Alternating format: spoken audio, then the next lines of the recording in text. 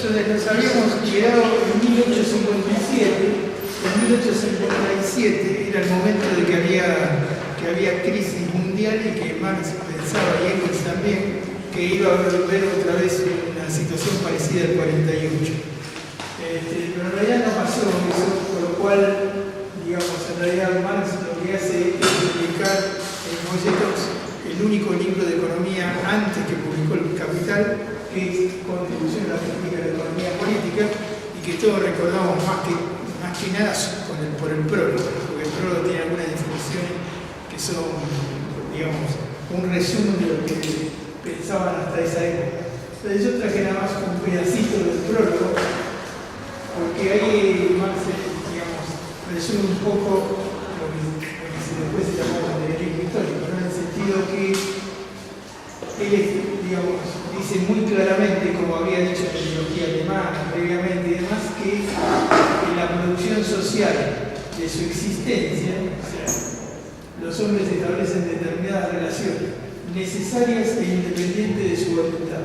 Relaciones de producción que corresponden a un determinado estadio evolutivo de sus fuerzas productivas materiales.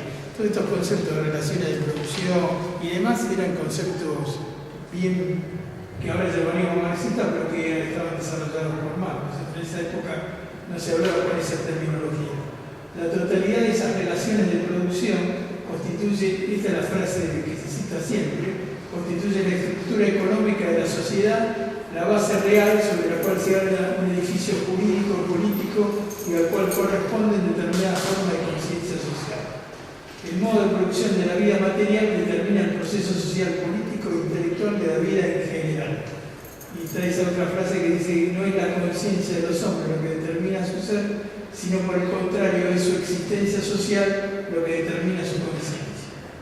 Y después está lo que dice que en un estadio determinado de su desarrollo, las fuerzas productivas materiales de la sociedad entran en contradicción con las relaciones de producción existentes, o lo cual solo constituye una expresión jurídica de lo mismo, con las relaciones de propiedad dentro de las cuales se habían estado moviendo hasta ese momento. Esas relaciones se transforman de forma de desarrollo de las fuerzas productivas en ataduras de la misma. Se inicia entonces una época de revolución social. Se establece claramente que el modo de producción es el determinante en última instancia, no el determinante único de la situación, que además determinantes influyen, pero que en última instancia los conflictos en el modo de producción en un momento determinado entre la fuerza productiva y las relaciones de producción hacen el cambio en el momento de que se produce un cambio, es lo que ellos llamaban revolución social. Y termina diciendo, esa es la última que vamos a poner de la contribución, dice, así como no se juzga a un individuo de acuerdo a lo que éste cree ser. Esto es una máxima que todos deben, ¿no? Porque cuando hablamos con alguien lo juzgamos no por lo que dice, sino por lo que hace, ¿no?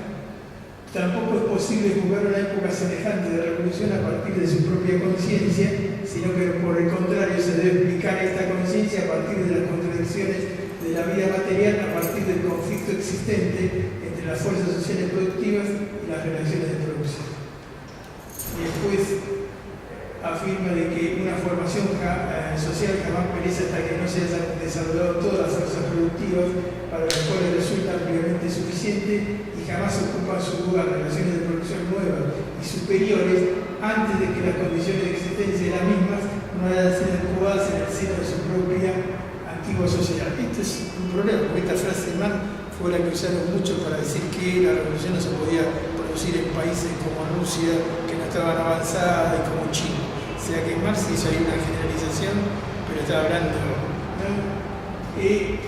Dice de ahí que la humanidad siempre se plantee solo tareas que puede resolver, pues considerándola más profundamente siempre hallaremos que la propia tarea solo surge cuando las condiciones materiales para su resolución ya existen o cuando menos se da en el proceso de venir, por lo cual no hay que utilizarlo muy dogmáticamente, porque lo que dice en realidad es si van a surgir las condiciones materiales para resolver el problema que se plantea, es el momento, o sea que depende de donde uno se apoye, pero en realidad era muy claro decir que, digamos, en ciertas situaciones la revolución no es utópica porque plantea tareas que puede resolver en ese momento por el conflicto que hay en el modo de producción.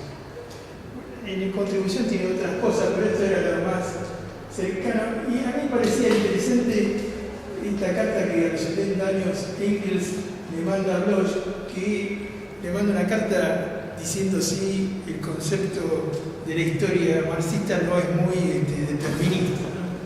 Y entonces Engels le contesta a Bloch de la siguiente manera, dice: según la concepción materialista de la historia, el factor que en última instancia determina la historia es la producción y la reproducción de la vida real. Ni Marx ni yo hemos afirmado nunca más que esto. Si alguien lo tergiversa diciendo que el factor económico es el único determinante, convertirá aquella tesis en una frase vacua, abstracta y absurda. Dice: la situación económica es la base de los diversos factores de la superestructura, que sobre ella se levanta la forma política de la lucha de clases y sus resultados, las constituciones que después de ganar una batalla redacta la clase triunfante, etc., las formas jurídicas, incluso los reflejos de todas estas luchas reales en el cerebro de los participantes, las teorías políticas, jurídicas, filosóficas, las ideas religiosas y el desarrollo ulterior de estas, hasta convertirlas en un sistema de dogmas, ejercen también su influencia sobre el curso de las luchas históricas y determinan predominantemente en muchos casos su forma. Y dice una frase muy categórica, dice: de otro modo, aplicar la teoría a una época histórica cualquiera sería más fácil que resolver una simple ecuación de primer grado. O sea que aplicarlo de manera dogmática es como que, digamos, se puede aplicar a cualquier situación y sería muy sencillo. Y de repente, hace una frase que hace recordar al 18 de Brumario, dice: somos nosotros mismos quienes hacemos nuestra historia, pero lo hacemos en primer lugar con arreglo a premisas y condiciones muy concretas. Entre ellas son las económicas, las que deciden en última instancia, pero también desempeñan su papel, aunque no sea decisivo, las condiciones políticas y hasta la tradición que merodea como un duende en la cabeza de los hombres. Y a los 70 años hace una crítica a los marxistas de la época, dice: desgraciadamente ocurre con alta frecuencia que se cree haber entendido totalmente y que se puede manejar sin más una nueva teoría por el mero hecho de haberse asimilado, y no siempre exactamente su tesis fundamental. De este reproche no se dan excepto muchos de los nuevos marxistas, y así se explican muchas de las cosas peregrinas que han aportado. Esa es una manera, digamos, de cerrar este capítulo, y yo lo que voy a hacer ahora es repasar. Yo les mandé un resumen del Capital. Hay un resumen de 8 páginas donde está resumido no solo el primer libro del Capital, sino que está resumido el libro 2 y el libro 3. Y lo interesante que tiene es que siguen los capítulos del Capital y uno puede ir al Capital o volver y te dice exactamente qué cosas no puso. Por ejemplo, cuando habla de salario, dice: bueno, toda la discusión del salario en Inglaterra, que son como 100 páginas, en realidad eran típicas de la época y en una ilustración y no la pone. Y es de las que yo encontré el que respeta mejor la secuencia del Capital. Así que, si uno quisiera repasar el Capital y leer esa parte, la parte esa, volver al libro y después volver a leer, es una buena idea de uno.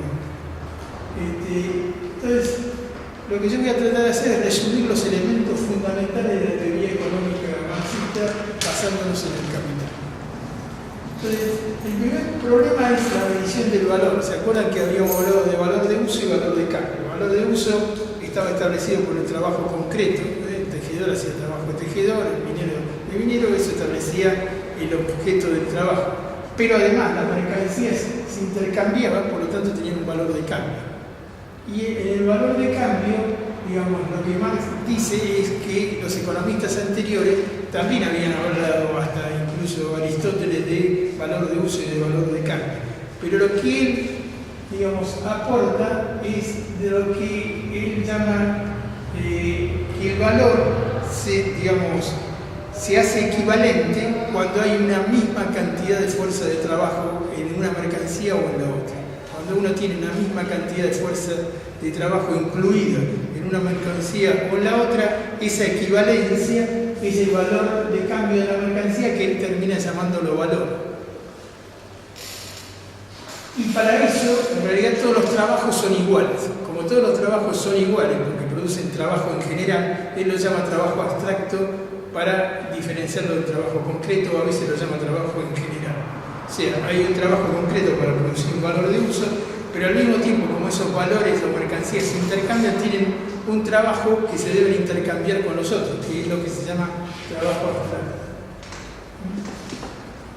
Y además él consideraba cada mercancía como parte, de comillas son palabras de mano, del conjunto de la fuerza de trabajo de la sociedad.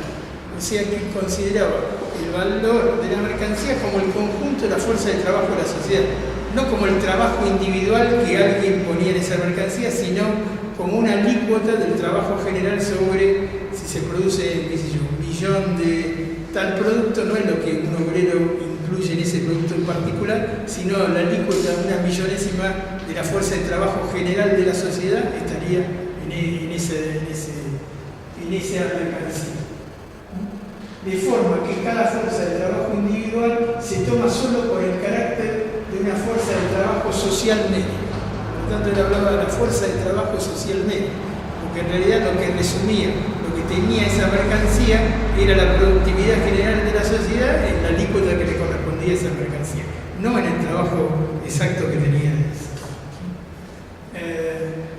Y que opera exclusivamente por el tiempo de trabajo socialmente necesario. Por eso él habla del tiempo de trabajo socialmente necesario, porque toma la fuerza de trabajo de las mercancías como una fuerza global de toda la sociedad. Entonces habla de fuerzas de trabajo socialmente necesarias para determinar el valor de la mercancía, que no puede ser distinta del precio.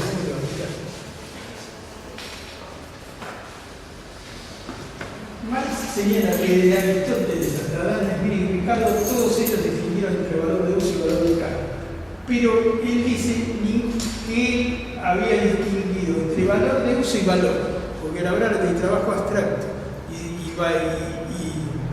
demostrar cómo se forma el valor a través del trabajo, él dice que eso en realidad ya no es un valor de cambio concreto, sino puramente valor. Entonces, ¿cuál es la forma simple del capital? Lo primero que habla es de la forma simple de valor. Entonces, la forma simple de valor es, yo tengo una mercancía, tengo una X cantidad de mercancía, y me parece que se equilibra con el cambio de otro, ¿no es cierto? El primer paso, que es la forma simple del valor, es, yo tengo 3 cabras, y lo voy a cambiar por una vaca. Entonces, considero que el valor de las 3 cabras que tengo son equivalentes al valor de la vaca, si no, no lo cambiaría. Si considero que las 3 cabras son más que el valor de la vaca, voy a pedir más. Si el otro considera al revés que la vaca es mayor, va a pedir menos hasta que se equilibre.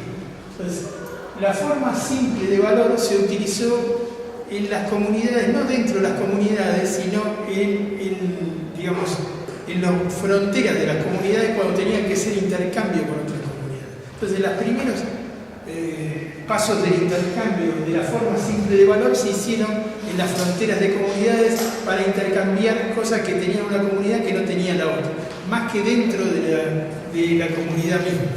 Y al principio lo que dice Marx era que era difícil darse cuenta si los valores eran equivalentes, porque el trueque era escaso inicialmente. Entonces, la forma simple de valor sería una forma abstracta que ocurrió en la realidad histórica, pero que es muy poco probable que representara exactamente el valor, porque el intercambio no era, lo preponderante en ese momento. Entonces, ¿él cómo lo llama? Él llama, yo quiero intercambiar tal cosa con otra. Entonces, la cosa B es el papel pasivo y es como el espejo que refleja lo que yo quiero. O sea, yo tengo esto, hay un espejo que refleja el valor de lo que yo quiero cambiar. Eso es el papel pasivo, o lo que él llama forma equivalente. El activo es lo que yo quiero cambiar. Mi relación con la forma equivalente. El papel pasivo es el reflejo, el espejo con el cual quiero cambiar, que él lo llama forma equivalente. Entonces él llama lo que uno quiere cambiar como mercancía por otra forma relativa y forma equivalente al papel pasivo por el cual nosotros cambiamos. En la forma simple de valor. Pero después se empiezan a intercambiar otras cosas. O sea, yo tengo 3 cabras, pero lo quiero intercambiar por una vaca, pero a lo mejor necesito otra cosa, necesito trigo. Entonces tengo que valorizar la cantidad de A, no solo con I, B, que es la vaca, sino con la cantidad de C, que puede ser el trigo. Entonces empiezo a intercambiar lo que tengo con distintas equivalentes, formas equivalentes. Y acá él dice donde se empieza a producir en realidad el valor, porque ahí cuando se generaliza el intercambio, esta sería la forma total o desplegada del valor, es cuando empieza a surgir el intercambio en que no haya un equivalente general, la gente empieza a calcular por el valor. Pero el problema es que si uno quería, no habiendo un equivalente general, si uno quería trigo tenía que ir a buscar al que tenía trigo para hacer el intercambio. O sea, no había ningún valor intermedio que uno pudiera utilizar. El papel activo seguía siendo lo que yo quiero ofrecer, pero ahora era una forma desplegada, porque yo lo podía intercambiar con distintas formas particulares de equivalencia, mucho más que uno.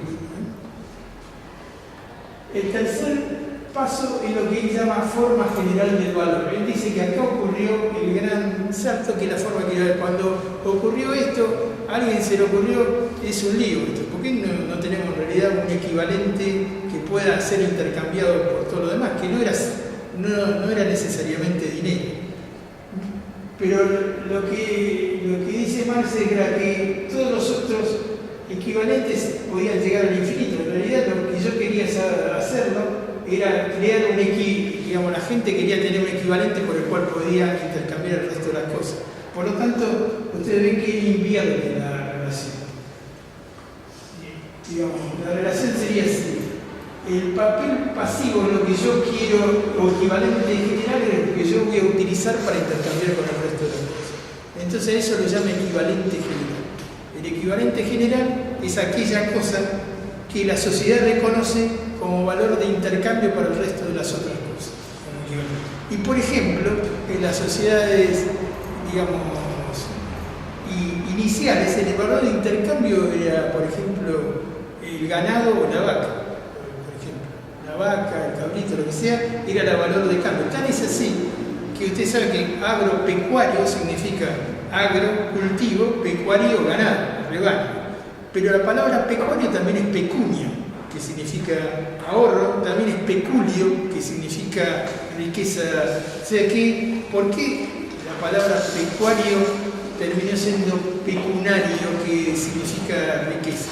Porque era el equivalente general, en las épocas más primitivas, se utilizó como equivalente general, digamos, el ganado. Entonces el ganado, que era desplazable, se utilizó como equivalente general. Entonces, el equivalente general no tiene por qué ser un dinero, eso fue un paso posterior. Pero fue un gran adelanto el hecho de que tuvieran algún equivalente que pudiera, digamos, cambiarse con el resto de las unidades relativas, porque permitía que la gente que tenía ganado podía intercambiar el ganado con el trigo, con el otro, ya, digamos, existía un equivalente para cambiar. Y después la forma de dinero del valor era un lío, llevaba una vaca para intercambiar con trigo. Entonces era mejor llevar, digamos, riqueza de manera más manual, ¿no es cierto? En una alforja, en el bolsillo, no sé si había bolsillo, pero en la alforja, por lo menos. Y que empezaron a buscar como equivalente general, lo que sea más pequeño, que además no se desgastara con el tiempo, no perdiera su y que además se pudiera fraccionar bien. ¿Y qué fueron los metales preciosos? Los metales preciosos tenían mucho valor porque costaba mucho producirlo, por lo tanto pequeños sectores de oro se empezaron a pesar. Por eso el dinero inicial eran libras, onzas de oro. En realidad, onza y libra para nosotros era el peso de la época, decía media onza de oro. Tanto significaba el peso del oro. Entonces, ¿por qué el peso del oro en realidad se utilizó como dinero? Porque en realidad era el equivalente general. El precio del oro tenía un trabajo intrínseco.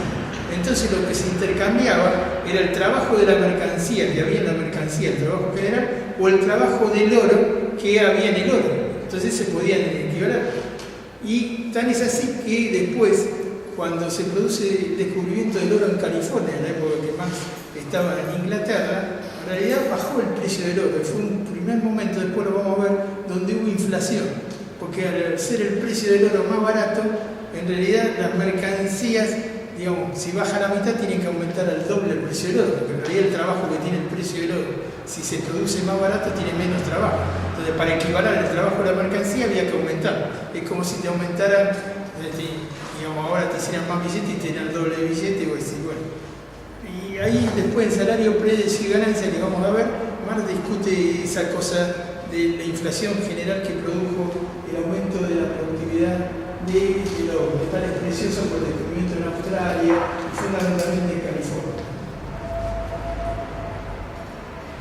Y después al final de este capítulo Marx habla del carácter fetichista de la mercancía, que la mercancía es un fetiche, y en realidad si uno lee el capítulo, que es muy interesante, Marx utiliza todas estas palabras y adjetivos con respecto a la mercancía. Dice fetichista, fantasmal, enigmática, fantasmagórica, misteriosa, mágica, mística, fantástica, ilusoria, luminosa. ¿Por qué saldrá todo eso? Porque él decía que las mercancías eran un fetiche para el hombre contemporáneo, que en realidad ocultaba alguna realidad. O sea, la gente creía que intercambiaba cosas, que era un atributo natural de las cosas, el intercambio, pero en realidad lo que intercambiaban eran relaciones de producción humana, relaciones sociales de producción. Cuánto trabajo había en eso y quién se apropiaba o no del trabajo. Entonces, era un fetiche en el sentido que ocultaba la realidad. Entonces, digamos, el sistema de mercancía en la sociedad capitalista oculta el hecho que en realidad las mercancías tienen un trabajo que después vamos a ver que es necesario para producir el salario del obrero, y tiene un trabajo extra que está ahí adentro, que no es no pago, pero que nadie lo sabe, porque el trabajador cree que a él le pagan por su salario y que le pagan, el salario implica el trabajo que él está haciendo. ¿Cierto? En ese sentido, Marx decía que en la sociedad capitalista la mercancía tenía un carácter fetichista porque ocultaba las relaciones sociales de producción a través de las cosas, y que además ocultaba el índice social del trabajo que la producía. Y que al revés, el valor de uso le parecía un atributo del hombre, en realidad era un atributo de las cosas, o sea que estaba todo al revés en la apariencia. Vamos a tratar de entender por qué Marx habla de plusvalía yendo a sociedades que no eran capitalistas para ver a qué se refería Marx cuando se había de plusvalía. Entonces, si nosotros estamos en una sociedad que no tiene producto social excedente, ¿qué significa no tener producto social excedente? Cuando la productividad del trabajo es tan baja que el producto del trabajo de un hombre solo alcanza para cubrir sus necesidades, entonces no hay división social del trabajo, porque lo único que trabaja es para poder alimentarse, y no hay diferencia social. Son las sociedades comunistas primitivas, donde el nivel de productividad era bajo y no había productos sociales. Ahí no había explotación todavía en ese momento. Pero cuando ya se puede producir un poco por demás del producto y se puede existir un producto social excedente, es cuando la totalidad del trabajo de la comunidad ya no está destinada exclusivamente al mantenimiento de los productores. Cuando los productores, los que trabajan, se pueden mantener, pero además, digamos, el valor que generan es mayor que la manutención propia, se produce la sociedad de clase, que el manifiesto dice que toda la historia es la historia de la lucha de clases. Bueno, entonces, ¿por qué se produce una sociedad? Porque hay una parte minoritaria de la sociedad que se constituye en clase dominante. Clase dominante, y eso significa que se la libera de la necesidad de trabajar para tener su propia mantención y en realidad obtiene, digamos, su mantención a través del plus trabajo de los productores. O sea, el plus trabajo de los productores es muy evidente, ¿no es cierto? En sociedades sociedades asiáticas como la egipcia o demás, era bastante claro que había que hacer el tributo al faraón. O sea que yo podría tener mis bueyes, arar el Nilo, tener la producción, pero tenía que pagar parte de mi producto al faraón y eso era parte de mi trabajo. Por lo por tanto era claro que trataban de pagar lo menos posible, como hacen ahora acá nuestros empresarios que tratan de irse a, digamos, no pagar al fisco, porque bueno, era parte del trabajo, en el caso del empresario no era parte del trabajo. Entonces, si se libera, existe producto social excedente. Entonces, en el momento que existe producto social excedente, los trabajos de los productores se descomponen en dos partes. Un trabajo que se llama necesario, que es necesario para la subsistencia de los productores. Y un trabajo que se llama excedente o plus trabajo para el mantenimiento de la clase dominante. Y eso es muy objetivo en las sociedades antiguas, en las sociedades medievales. ¿Por qué? Porque tenían que utilizar la fuerza para apropiarse del trabajo excedente. Por ejemplo, en la esclavitud, la plantación, bueno, por ejemplo, la doctora operó, digamos, las colonias africanas en el momento que Marx escribe el Capital, a partir del siglo XVIII se estaban colonizando, también las Indias occidentales. Entonces, por ejemplo, las plantaciones del Caribe, digamos, iban a trabajar a las plantaciones 6 días por semana y un día tenían unos pequeños suelos que trabajaban para sí mismos los esclavos. Y ahí era evidente que era el trabajo, plus trabajo era lo que hacía al otro lado y no recibía nada, y el trabajo necesario era el que utilizaba él.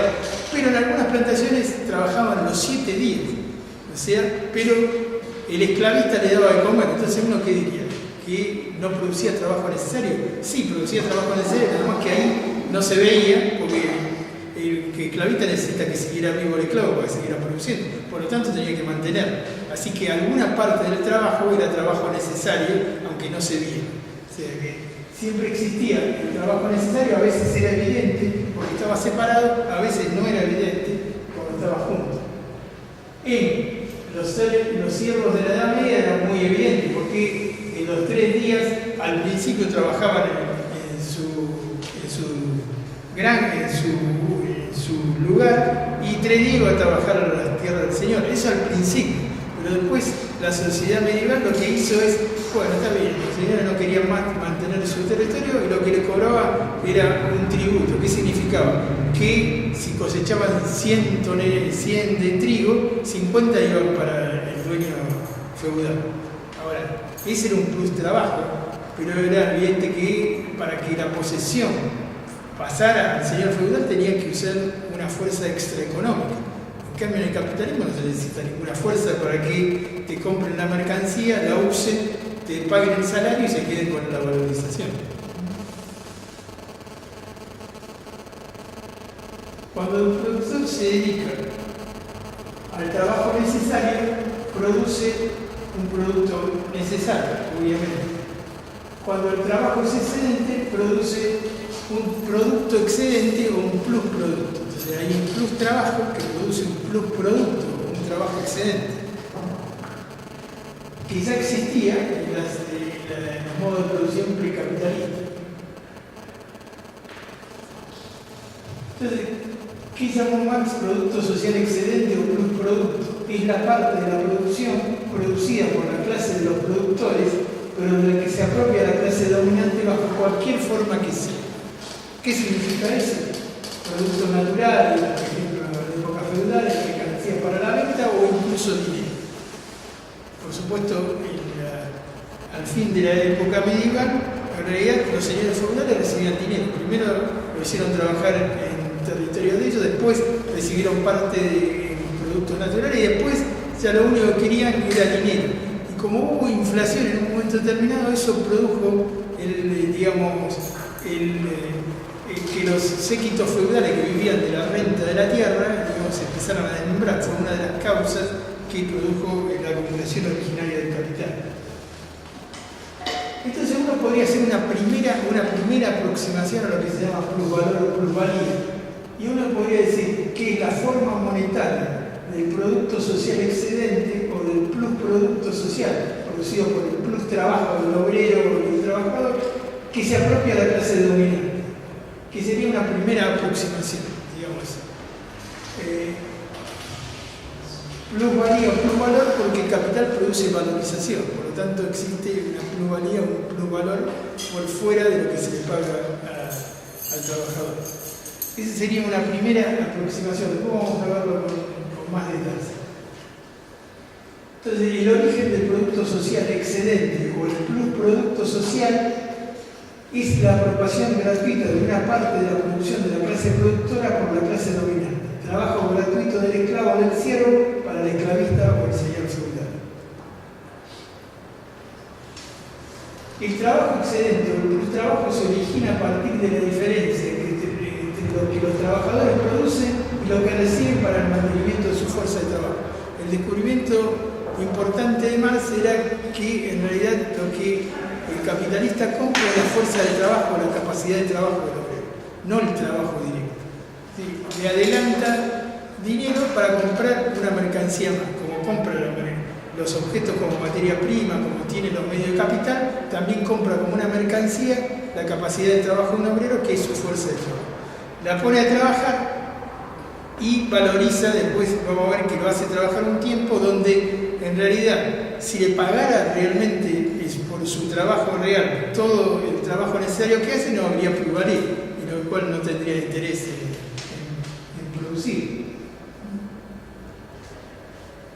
Bajo el capitalismo esta diferencia no es diáfana, o sea, se oculta bajo esto, o sea, se oculta bajo el hecho de que el pago del salario parece ser el pago completo del trabajo que está haciendo.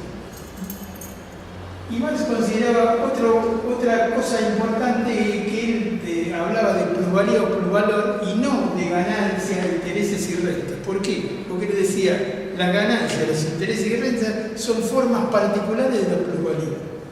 O sea que todos los economistas hablaban de la ganancia. El primero que dijo, hay un fenómeno detrás de eso que produce la valorización y que después se distribuye en ganancia para el capitalista, intereses para el bancario, renta para el que tiene la tierra.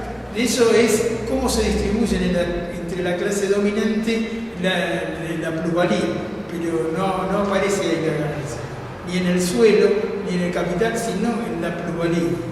Y la plusvalía en realidad no es que el productor agrega un precio arbitrario sobre la mercancía, porque él decía, sí, la mercancía, como creen los economistas vulgares, es agregar un porcentaje sobre el valor. Marx decía en salario, precio y ganancia que no es que se agregue un porcentaje, la plusvalía sale del valor de la mercancía, sale del valor. Porque si se agregara un porcentaje sería muy sencillo, todo el mundo agrega un porcentaje y como todo el mundo vende pero al mismo tiempo tiene que comprar, se anularía todo y todo quedaría en lo mismo, o sea que no puede estar dentro de un porcentaje agregado. Si yo tengo que vender y le pongo 10%, fenómeno, gano 10%, pero después tengo que comprar, el otro le pone 10% y todo el dinero tengo que comprarlo también 10%. Y la ganancia se equilibraría, o sea, no existiría. Entonces él decía, la ganancia tiene que estar dentro del valor de la mercancía. Y la única explicación posible es que tiene que haber una mercancía que produzca valor. La única mercancía que produce valor es la mercancía que se compra como la fuerza de trabajo. Todo lo demás, después él lo va a describir, se incorpora, pero sin aumentar su valorización. Ahora después lo vamos a ver.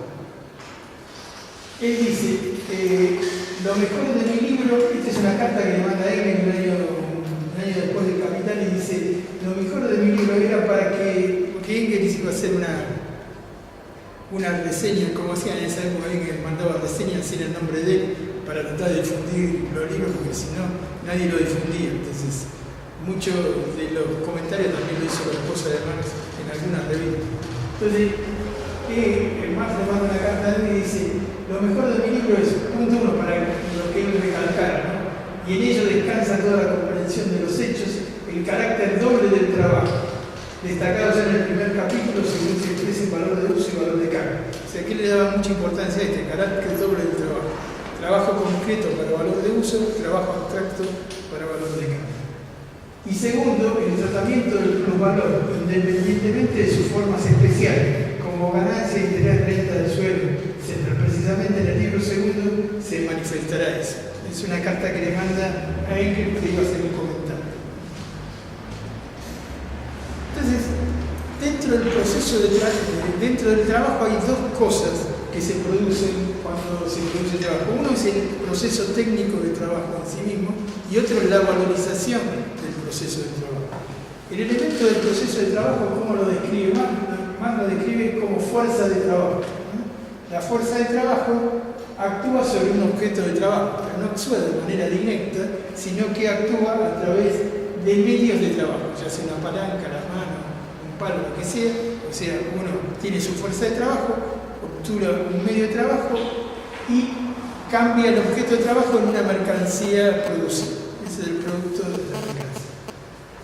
Entonces, los medios de trabajo, en realidad más lo llamamos al medio de trabajo y al objeto de trabajo lo llamamos medios de producción. O sea, uno tiene los medios de producción que son los medios con los cuales se hace el trabajo más los materia prima que se necesita para hacer el trabajo.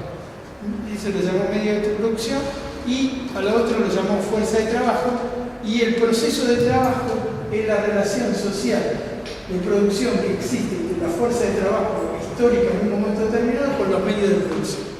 Él define los diferentes modos de producción como la relación social que existe en el proceso de trabajo entre la fuerza de trabajo y la propiedad de los medios de producción, que va a ser distinta en cada modo de producción histórico.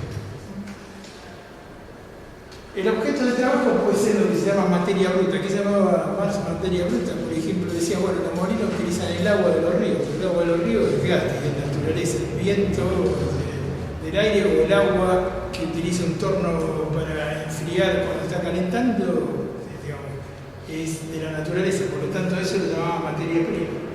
En realidad sobre materia bruta, en realidad sobre lo que te trabajaba en la materia prima, que significaba ya digamos, un objeto natural trabajado anteriormente que venía a ser trabajado. Por ejemplo, una barra de bronce para que un torno haga pieza. La barra de bronce la laminaron, o sea que no es materia bruta, es materia prima para el que va a producir los objetos con la barra de bronce, pero eso estuvo producido anteriormente y eso se llama materia prima. La materia prima puede ser auxiliar o principal, por ejemplo, la materia prima auxiliar puede ser el aceite que se utiliza en el torno, pero la barra de bronce es la materia prima principal con la cual se hacen las cosas. Después, los medios de trabajo, Marx lo dividía en medios de trabajo en sentido estricto, que serían los instrumentos y las máquinas que se utilizan para producir los objetos, pero él decía que en sentido amplio habría que considerar como medio de trabajo los edificios, los canales, las rutas, la infraestructura de la sociedad también era parte de los medios de trabajo. ¿Por qué? Porque ustedes saben cómo iban las cosas de Manchester a Londres y tuvieron que hacer canales porque no tenían, digamos, al principio de la producción iban por canales que hicieron para que llegaran más rápidos la materia elaborada a Londres. ¿Por qué? Porque los caminos eran muy... Y él decía, bueno, eso forma parte del costo de la producción aunque uno no lo considere, por lo menos la sociedad va a observar, va a tener parte de la plusvalía a través de los impuestos para hacer eso. Por lo tanto, interviene porque son parte de los impuestos que salen de la plusvalía. Bueno, esto sería, digamos, con esto, digamos, según las relaciones de producción que se producen entre fuerza de trabajo y medios de producción, en los procesos de trabajo se hablan de los modos de producción.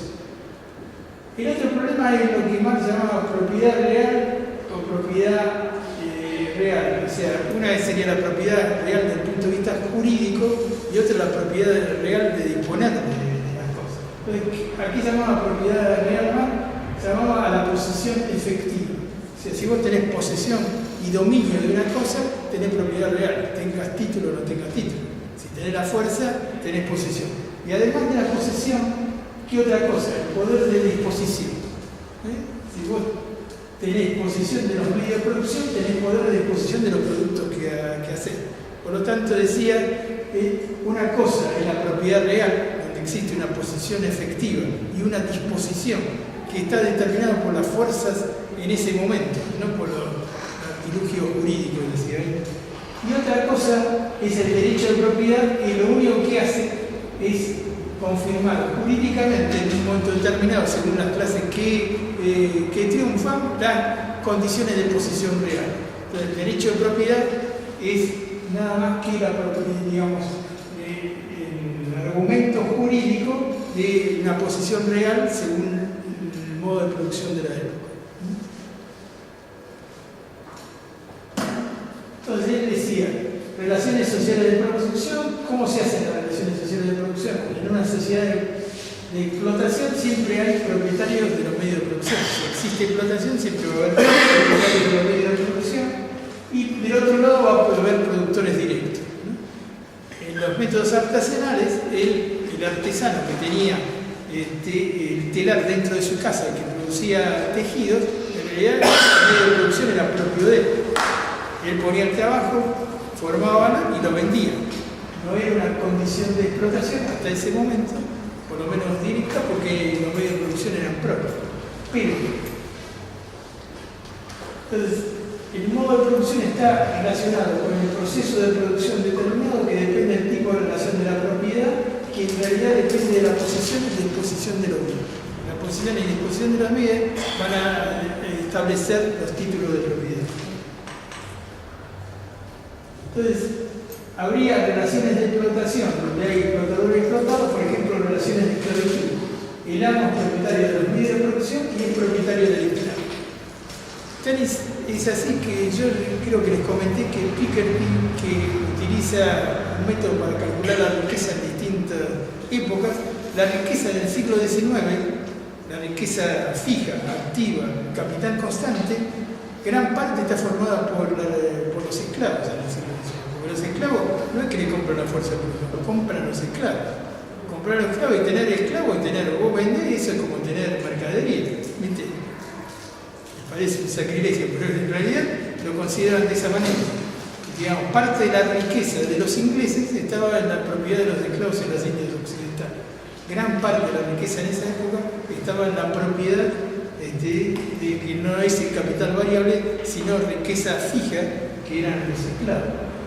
Bueno, las relaciones de servidumbre y las relaciones capitalistas, donde en realidad el capitalista es propietario de los medios de producción. ¿Por qué? Porque compra las mercancías, que sería el objeto de trabajo, tiene las máquinas que compra y va incorporando la mercancía según el desgaste de la máquina durante el tiempo determinado, pero también compra otra mercancía, que es la fuerza de trabajo. El capitalista compra las mercancías del capital constante, pero compra una mercancía activa, que es la fuerza de trabajo, y de esa manera, digamos, obtiene un plusvalor. Y en realidad habría también relaciones de explotación cuando las relaciones de producción son un conflicto entre los propietarios de los medios de producción y los productores directos. Pero podríamos decir que en algún momento puede haber relaciones de cooperación, de colaboración recíproca cuando la propiedad sea social. Cuando la propiedad sea social, no va a haber los cambios de las relaciones de producción, van a ser distintas porque los productores directos no van a estar expropiados, no van a estar explotados por el propietario de los medios de producción, porque la misma sociedad va a ser propietaria de los medios de producción. Entonces, en realidad existen relaciones de explotación hasta lo que conocemos, pero podría existir, o existieron en algunos momentos, relaciones de colaboración recíproca cuando la propiedad no es de un sector de la sociedad, sino que es de toda la sociedad.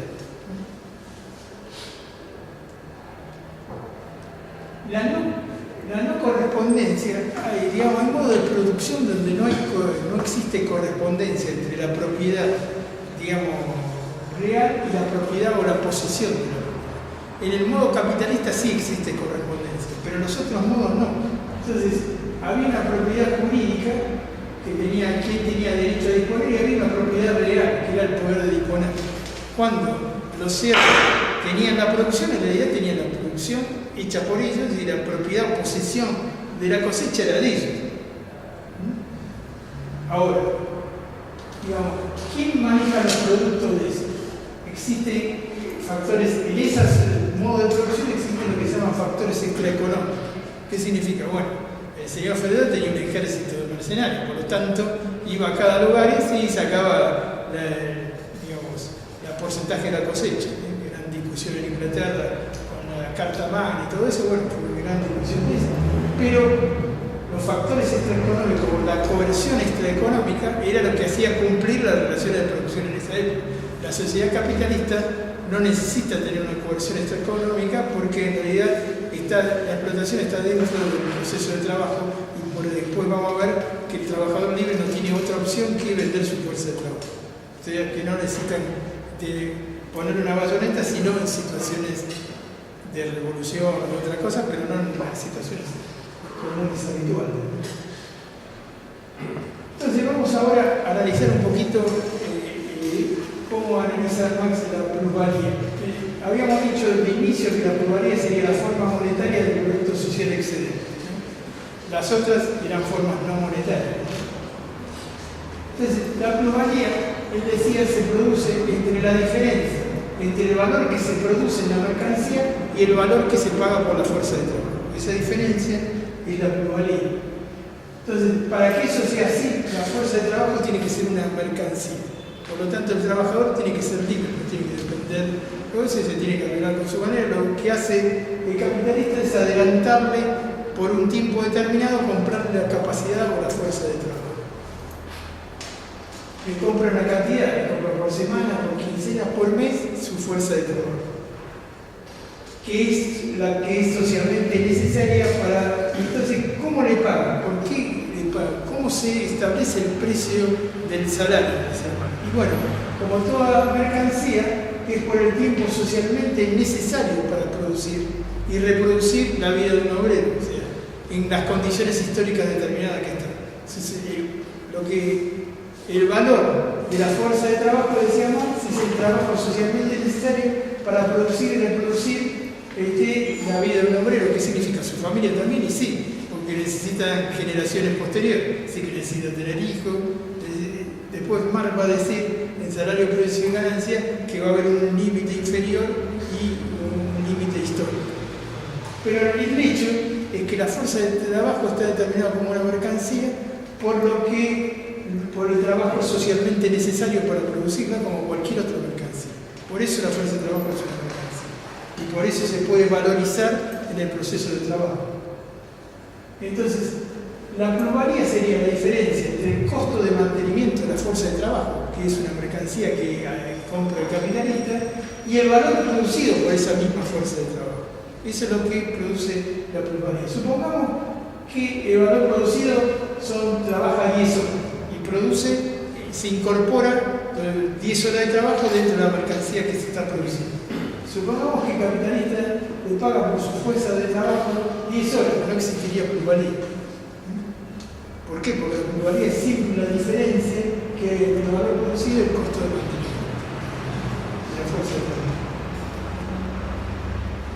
¿Cuál es la validez de la teoría del valor de trabajo? Después, los economistas posteriores surgieron con la teoría marginalista, hay montones de teorías con respecto de cómo se produce el valor o el precio. Pero en realidad, digamos, ninguna de ellas se mantiene firme si uno hace un trabajo con respecto a probar su verdad. Una de las pruebas para decir si la teoría del valor del trabajo de Marx sigue siendo cierta es lo que se llama prueba analítica. ¿Qué es la prueba analítica? Bueno, la mercancía tiene capital fijo, vamos a pegar el 10% del capital fijo de las máquinas, 30% de materia prima, 40% de salario y 20% de plusvalía. Por lo tanto, la prueba analítica de que, digamos, hay 60% que está producida por la fuerza de trabajo, que es el salario y la plusvalía. Por lo tanto, 60%. Pero en una próxima ronda uno va a analizar la materia prima. La materia prima que vino como bronce laminado se produjo en las acerías, por lo tanto ahí hubo fuerza de trabajo incorporada a una materia prima que vino de antes, supongamos que sea 60%, entonces igual 78%. El capital fijo tiene lo mismo, tiene trabajo acumulado, cristalizado o coagulado, como decía Marx, para tener valor. Por lo tanto, era trabajo histórico o pretérito, pero existe como trabajo. Por lo tanto, él decía, si uno termina analizando todo hasta el final, lo único que queda es el valor del trabajo abstracto. Por lo tanto, si uno utiliza un método analítico, no solo la plusvalía y los salarios, sino el capital fijo y las materias primas, lo que son valor de trabajo coagulado, plasmado o cristalizado. Por lo tanto, el análisis analítico demuestra que detrás de la mercancía lo único que hay es el valor del trabajo abstracto, desde el punto de vista analítico. Marx en realidad lo que plantea es la prueba lógica, que es más complicada. La prueba lógica es donde Marx dice, bueno, si hay dos cosas que se comparan es algo que existe. Si uno puede comparar el peso de dos cosas, no importa la forma que tenga, tienen una cualidad que se llama la pesadez y que uno tiene una balanza para... Ahora, ¿cuáles son las propiedades de la mercancía que son equivalentes? Las condiciones de uso, las condiciones particulares de la mercancía no tienen ninguna igualdad. Tiene que tener algo más la mercancía que no es visible, que en realidad determina el valor. Y lo único que tiene la mercancía que no es visible y que puede determinar el valor es la cualidad común de que es un trabajo, digamos, la mercancía como fuerza de trabajo es un trabajo humano concreto que produce un valor de uso y es el único que produce valor de cambio como trabajo humano abstracto. Es la única mercancía comprada por el capitalista que puede producir e incorporar el resto del valor de las mercancías dentro de ellas, y lo llamó constante porque no podía cambiar el valor de lo que venía, pero sí valorizaba el precio final porque le ponía un tiempo de trabajo determinado que el capitalista se quedaba con una parte del tiempo de trabajo. Por eso Marx decía, digamos, el valor, la plusvalía está dentro del valor de la mercancía y no en ningún agregado externo de la mercancía. Y está la prueba por el absurdo. Mandel tiene una prueba por el absurdo que es muy interesante. Dice, bueno, acá se dice que la computación, el maquinismo, en realidad es lo que produce las mercancías y que no se van a necesitar los obreros en el futuro. Entonces, supongamos un mundo ideal donde haya máquinas que hacen máquinas y que controlan por máquinas y que no se necesita ningún obrero. Los sistemas sofisticados ahora, aunque tienen computación y todo, siempre necesitan a alguien que lo controle, que lo arregle, que lo fabrique. Supongamos un mundo donde las máquinas podrían controlarse, arreglarse, producir y no hubiera ni una persona ocupada del trabajo. Decía, ¿cuál sería el costo en esa situación? Eso se lo llama prueba por lo absurdo. Cuando el trabajo humano desaparece por completo de la producción, desaparece el valor.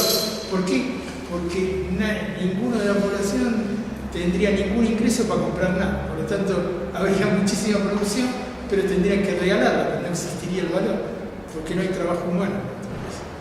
Por lo tanto, aún en una sociedad de ese tipo, en realidad, digamos, algo tenés que hacer para que la gente sobreviva. No necesitan pagarle a nadie, pero no sería un absurdo. Eso sería la teoría del absurdo por el cual la mercancía, el valor de la mercancía está en el trabajo. Si se produciera sin ningún trabajo humano, la mercancía no tendría valor. Sería una sociedad ideal, donde cada uno pudiera tener lo que quiera sin necesidad de pagar nada.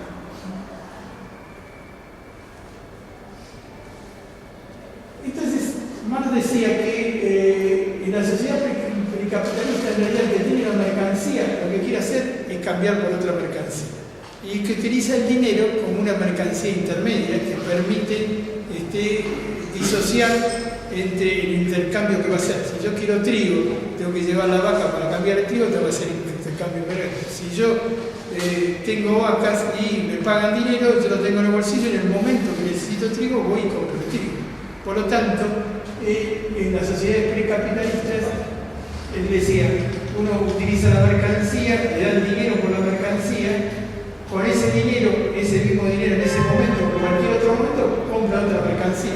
Entonces, lo que él decía, las sociedades precapitalistas venden para comprar. O sea, yo vendo porque necesito otra cosa. Si vendo para comprar, en realidad lo que yo hago es intercambiar cosas diferentes. Vendo una cosa que tiene un valor de uso para otro, pero no para mí, que lo fabriqué, y obtengo un equivalente de valor de uso que para mí es importante, que para eso no tiene valor. Entonces, eso sería el dinero sirve como método de intercambio de cosas diferentes, que además tienen el mismo valor, porque las dos cosas digamos, valen el mismo precio, por lo tanto el mismo valor en dinero, por lo tanto tienen el mismo valor. Entonces, es decir, las sociedades precapitalistas venden para comprar, para intercambiar cosas diferentes que tienen el mismo valor. ¿Cómo se utiliza en las sociedades capitalistas? En realidad no se vende para comprar, se compra para vender. Parece, a Marx le gustaban estas contradicciones. Se compra para vender. ¿Por qué quería decir que se compra para vender? Porque la secuencia empieza con el dinero, que compra mercancías y que después vuelve a ser dinero. ¿Qué hace el capitalista? Y tiene dinero o pide prestado o algo, que tiene que tener dinero para tener medios de producción, comprar los objetos de trabajo, pagar por adelantado la fuerza de trabajo. Por lo tanto, tiene que empezar con el dinero para comprar mercancía. Y después, ¿qué es lo que hace? Vende la mercancía para valorizar el valor, para poder pagar todo lo que paga y quedarse con la diferencia que es la plusvalía. Entonces él decía, en ese método es sin objeto que los extremos del dinero sean iguales. En realidad no son iguales. Él decía, si se compra para vender, entonces se compra mercancías para que cuando se venda se obtenga una ganancia. El capitalista tiene que obtener una ganancia porque para eso lo hace. Por lo tanto, el extremo del dinero del otro lado es mayor que el lado izquierdo. Entonces, en realidad, él decía, en el método capitalista no se intercambian cosas diferentes. Lo que se intercambia es dinero, se compra con dinero mercancías para obtener más dinero. O sea que, cualitativamente, es lo mismo. No son cosas de valor de uso diferente, lo que se utiliza es dinero, lo otro se utiliza objetos de valor de uso. Pero los valores terminan siendo distintos, no como en el intercambio simple de mercancía, donde en realidad la mercancía, el dinero de la mercancía termina siendo equivalente. Acá, el dinero posterior tiene que tener un incremento o una valorización del capital. El proceso de trabajo capitalista produce valorización y la valorización produce acumulación de capital. La acumulación de capital produce que los medios de trabajo sean más sofisticados y que tengan más valor y que tengan mayor productividad. Entonces, esa sería la secuencia, ¿no? En las sociedades precapitalistas existe capital, que es lo que se discutió mucho tiempo. Sí, pero no capital que produce valorización por plusvalía. Existía el capital usurario, ¿no es cierto? Existía el capital mercantil y el capital comercial. El mercantil eran los artesanos, pero ellos tenían riqueza, pero no utilizaban la riqueza para producir valor. Una cosa es tener riqueza y hablar de capital, y otra hablar de capitalismo, que es una estructura o modo de producción donde se produce valorización del capital. Por eso lo que hablan de capitalismo mercantil y todo eso, en realidad no concuerda con lo que Marx decía. Marx nunca dijo que no existiera capital en el comercial, en la liga hanseática y todo eso. Lo que dijo es que no eran para reproducir a través del modo de producción de mercancía. Que el modo de producción de mercancía generalizado para producir por valor era la sociedad capitalista que producía capital para acumular capital.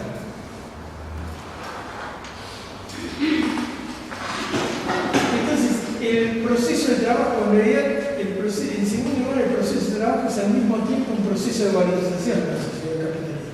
Es decir, lo que quiere el capitalista es producir una mercancía que además de su valor sea superior a la mercancía que usa en su producción.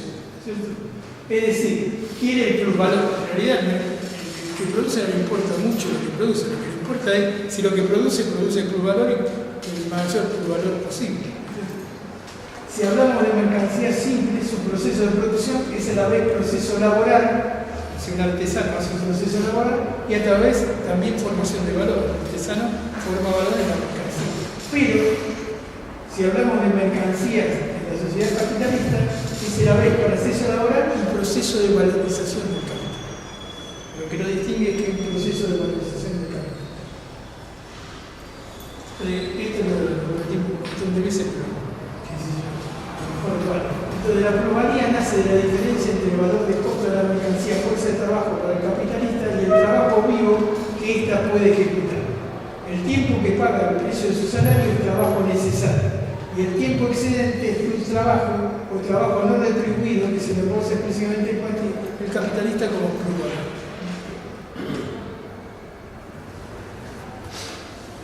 Esto es un poco pesado, es el libro de Rondor, que hay una discusión donde se dice que algunos creen que Marx solo habló de la valorización y del valor, solo no habló nada del valor de uso. Cambio Rodolfo dice que Marx, en realidad, digamos, que el valor de uso para Marx tenía importancia. ¿Por qué? Porque en realidad todo el sistema capitalista se produce por la compra de un valor de uso que es la fuerza de trabajo. Y que la fuerza de trabajo, que es un valor de uso, produce en realidad valorización. Por lo tanto, si bien Marx dice que el valor es lo que importa en la economía, hay valores de uso que entran dentro de la economía porque entran dentro de la valorización que tienen importancia. Y él dice, lo más importante es que todo el sistema capitalista se puede explicar por la compra de la fuerza de trabajo por el valor de uso y utilizarlo como trabajo abstracto para producir valor. Lo cual parece una contradicción, pero que el valor de uso para Marx tiene importancia, no es como dice algún economista que no tenía ninguna importancia. Entonces, ¿cómo es el origen del modo de producción capitalista? En el momento tiene que haber una separación del productor de su medio de producción. En la Edad Media, el tejedor tenía, digamos, el tejido dentro los que elaboraban la tierra, tenían parte de la tierra, tenían tierras comunales, o sea que hubo que desposeerlos. Marx en un lugar dice que él habla de la acumulación original del capital, pero en realidad tenía que cambiarle el título, tendría que ponerle la expropiación original del capital. Porque en realidad para acumular el capital originalmente hubo que expropiar a la gente que tenía medios para vivir y solo aceptó entrar en el sistema capitalista cuando lo dejaron en pañales, digamos así, o sea, no podían sobrevivir. Entonces, por ejemplo, si uno mira lo que pasó en la colonización africana, en África había abundancia de tierras, la gente, los chicos no se morían de desnutrición, por supuesto que había un nivel de producción muy pequeño, la población era escasa, pero necesitaron una corrección extraeconómica para introducir el capitalismo. ¿Qué hicieron? Cambio de propiedad de la tierra. Ustedes saben que Rhodesia, digamos, toda la tierra de Rhodesia era de Cecil Rhodes, que era un capitalista americano que tenía parte de África, ¿no? Y además, ¿qué hicieron? Hicieron que los colonos, los que antes trabajaban la tierra y no tenían nada que ver con el Estado, le pusieron tributo. Entonces, para poder pagar en pesos al Estado tenían que ir a trabajar a otro lado, porque en realidad eran comunidades primitivas que nada más que producían para mantenerse. Por lo tanto, tuvieron que expropiar, en cierto sentido, crear mecanismos de expropiación extraeconómicos o económicos para que la gente aceptara ir a trabajar en una fábrica. Por lo tanto, por eso siempre dicen que la gente era vaga, pero en realidad la gente no quería ir a un lugar donde tenía que estar 14 horas y antes trabajaban al aire libre 6 horas por día y 3 días por semana. Entonces tuvieron que separar el productor de su medio de producción y eso fue una actividad dirigida, no fue que fue casualidades económicas, hubo que hacerlo de manera... Después tuvieron que concentrar los medios de producción en la forma de un monopolio en una sola clase social, en este caso la productiva, y revolucionar los medios de producción cada vez más costosos, o sea, producieron medios que además cada vez eran más costosos, pero producían mayor productividad, obviamente.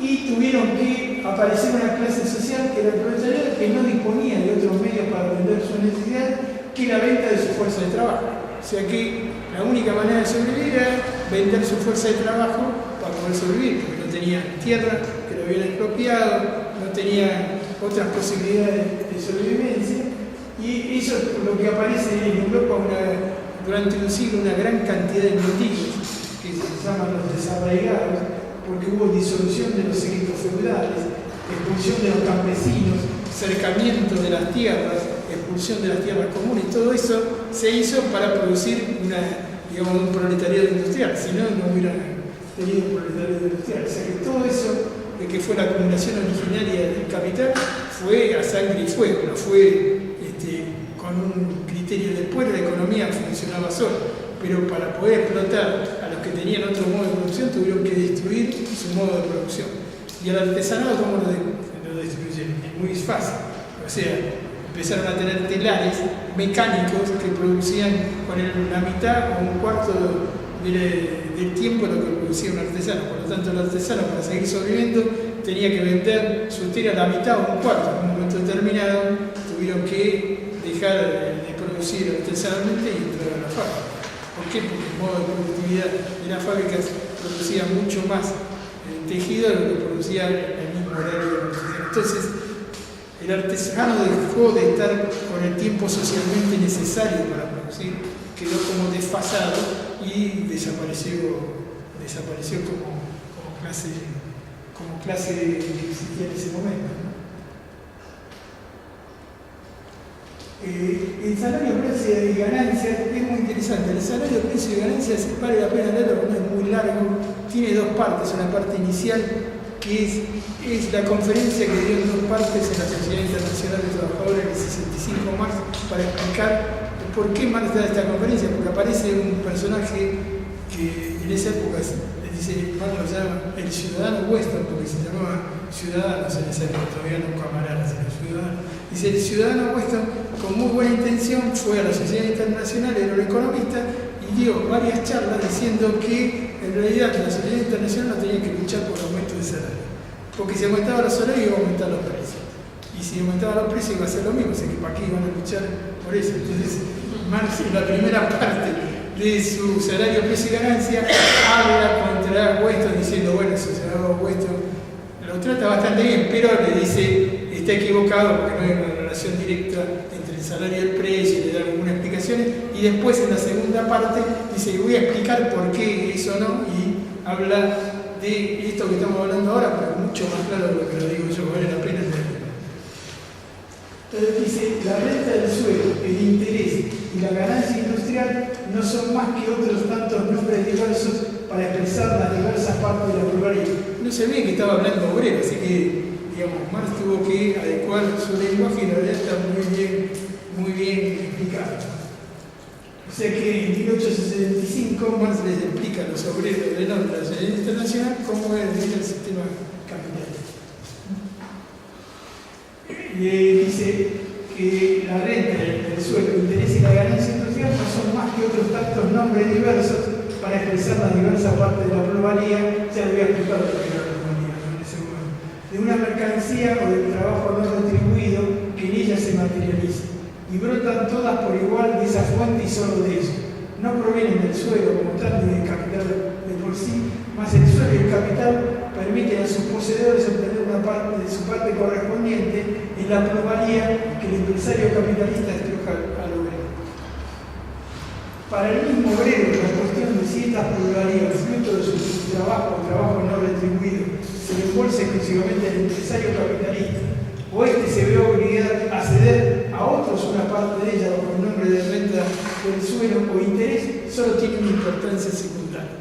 Acá, en realidad, Marx no lo dice, pero está definiendo lo que se llama trabajo productivo. O sea, la pluralidad aparece nada más de las empresas que producen mercancía. Los bancos no producen dinero, aunque cobran intereses. Entonces uno dice, ¿de dónde no sacan los intereses los bancos? Los intereses son parte de la plusvalía que en realidad, digamos, de los obreros que hacen lo que se llama trabajo productivo, que produce mercancía. ¿Por qué? Porque el empresario tiene que pedir guita para comprar cosas, entonces lo pide a los bancos. Y parte de su plusvalía pasa, en vez de ser ganancia industrial, es ganancia del que le da el interés del banco, pero es parte de su plusvalía. Si él no tuviera que pedirla, toda su plusvalía se quedaría con él. Si tiene que, digamos, pagar la renta del suelo, porque tiene una vivienda, está pagando la renta del suelo, el dueño del tierra, pero es parte de su plusvalía. Entonces, el resto de las cosas como el interés y demás, en realidad salen de eso. Por eso Marx le decía, para el mismo obrero la cuestión de si esta pluralidad, fruto de su trabajo o trabajo no retribuido, se embolsa exclusivamente el empresario propietario, o este se ve obligado a ceder a otros una parte de ellos bajo el nombre de renta del suelo o interés, solo tiene una importancia secundaria. Pero eso es trabajo productivo. ¿Se acuerdan que en la charla anterior discutimos un poco medio embrollado de qué era trabajo productivo y improductivo? El trabajo improductivo no es que la gente no trabaja, sino que el sistema capitalista de asalariado en la producción de mercancía produce la plusvalía. Los servicios son distribución de la pobreza. Por eso es que eso que dicen que vamos a una sociedad de servicios están tan locos como lo que dicen que vamos a una sociedad donde no va a haber obrero. Porque una sociedad de servicios no podría existir porque no habría plusvalía. Los servicios son, digamos, se financian con parte de la plusvalía.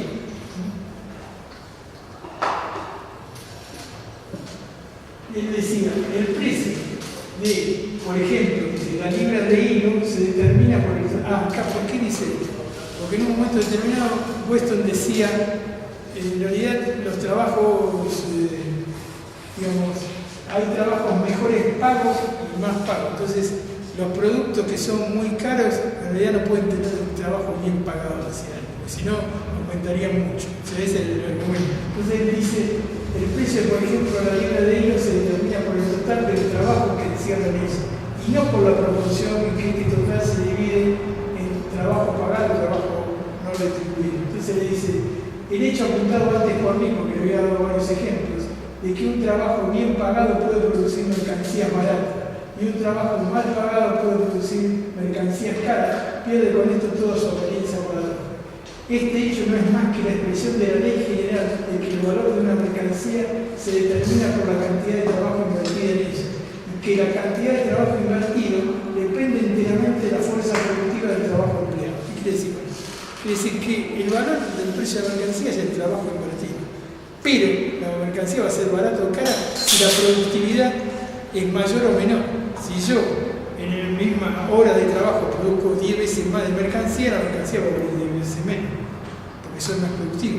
Pero no depende que el salario sea caro o barato. Eso, digamos, pueden bajar 10 veces la mercancía, pero pueden pagar salarios caros, porque no tiene nada que ver con eso. Está medio pesado, se entiende, pero es medio abstracto. Estamos llegando al final. ¿Cómo vamos? Estamos 10-15 minutos, ¿no? 10. Bien. Y entonces acá con un ejemplo que es muy actual para nosotros. Es el problema de la inflación, que en el siglo XIX no existía prácticamente inflación. ¿Por qué? Porque se pagaba en oro, y el oro era fijo. No existió. En el siglo XIX en muy pocos periodos existió inflación. Uno de los periodos que existió inflación es este ejemplo que pone Marx, que fue cuando aparecieron los yacimientos de oro y se podía producir la misma cantidad de oro con menos trabajo. Por lo tanto, el valor del oro bajó y había que el precio de la mercancía aumentaba, porque el valor del oro, que era el equivalente del trabajo de la mercancía, tenía menos trabajo. Entonces él decía, si el valor del oro descendiera a la mitad o al 50%, y como consecuencia de esto los valores de todas las demás mercancías se expresarían en un doble de su precio en dinero anterior, esto sería extensivo también al valor de la fuerza de trabajo. O sea, que él decía, bueno, ojo, cuando los capitalistas dicen que hay que aumentar el doble, porque los capitalistas tienen que aumentar el doble del salario, porque el salario es la mercancía de la fuerza de trabajo. Entonces tendrían que aumentar el doble, no como dicen ellos, que como se deprecia, no podemos aumentar los salarios porque digamos, se deprecia el resto de la obra. Él decía, por lo tanto, si el salario del obrero siguiese siendo el mismo, resultaría que el precio en dinero de su trabajo solo correspondería a la mitad del valor de la fuerza de su trabajo. Y su nivel de vida empeoraría espantosamente. Y lo mismo ocurriría en un grado mayor o menor si su salario subiese, pero no proporcionalmente a la baja del valor del trabajo. Era la discusión actual. O sea, ¿qué inflación tuvimos? ¿40%? Si tenemos 30%, pierdo, ¿no?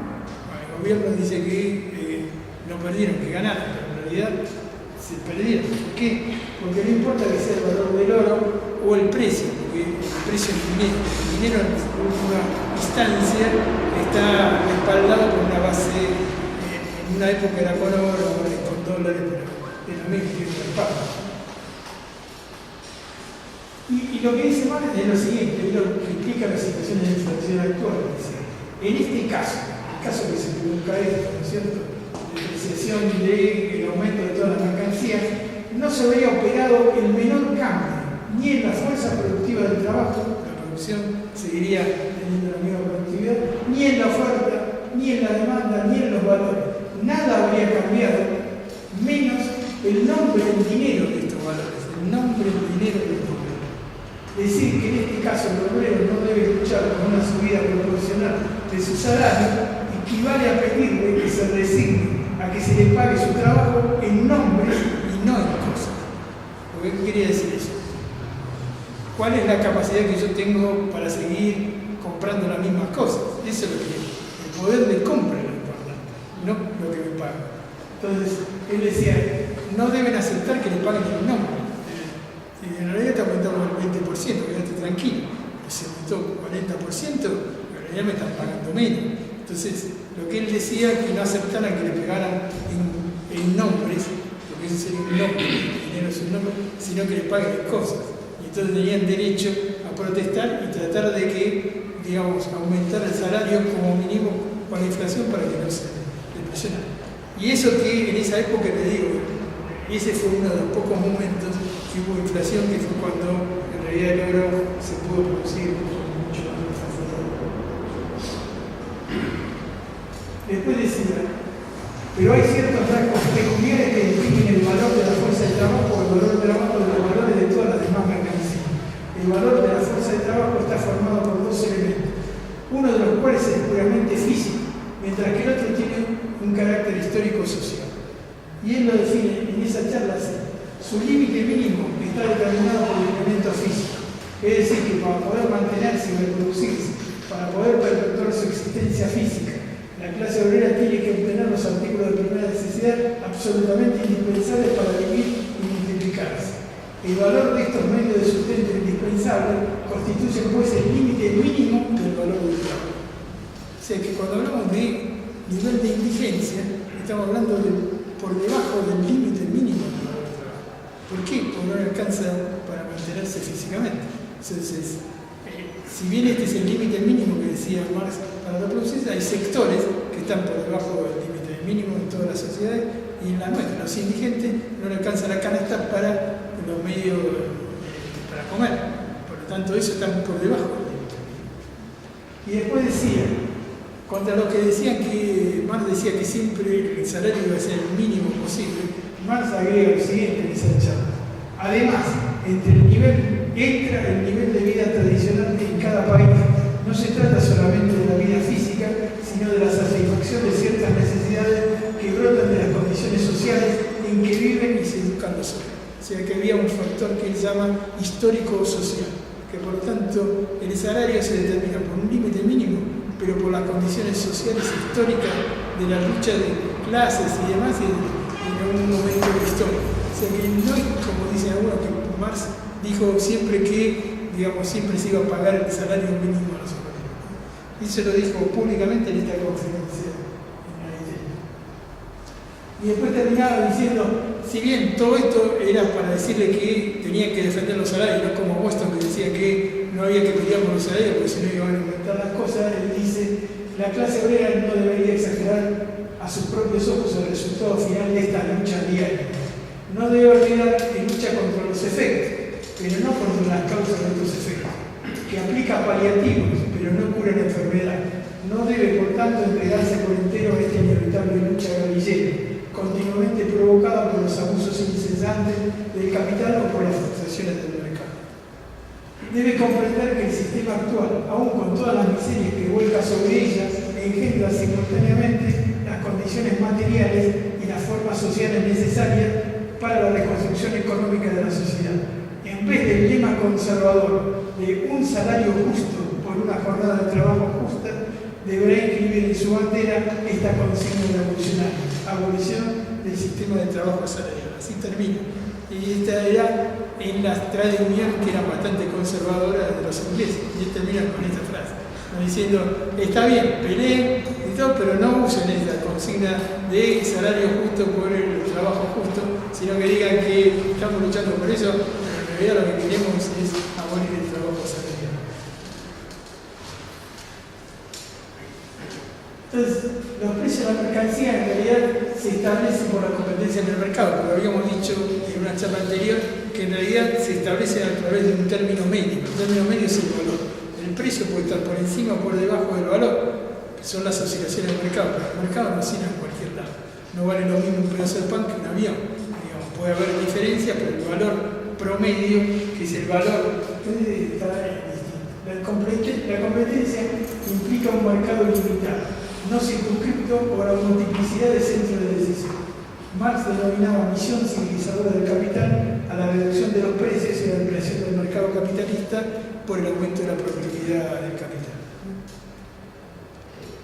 Entonces él llamaba los componentes del valor de una mercancía, lo dividía en tres componentes. Uno era lo que llamaba el capital constante.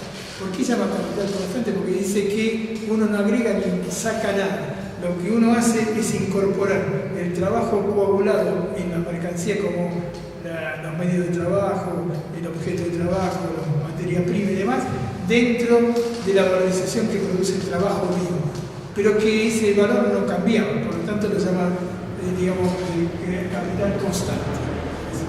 Y después decía que incorpora valor y que varía el costo final de la mercancía, lo que se llama capital variable, que es lo que se le pagaba como salario al trabajador, que además producía la plusvalía. Entonces él divide el costo de la mercancía en capital constante, que es trabajo acumulado, que incorpora el trabajo vivo que hace el obrero, que recibe parte del trabajo que incorpora, que es el capital variable, que deja la plusvalía como ganancia del capitalismo. Entonces la mercancía tendría estos tres componentes para Marx, y Marx llama composición orgánica del capital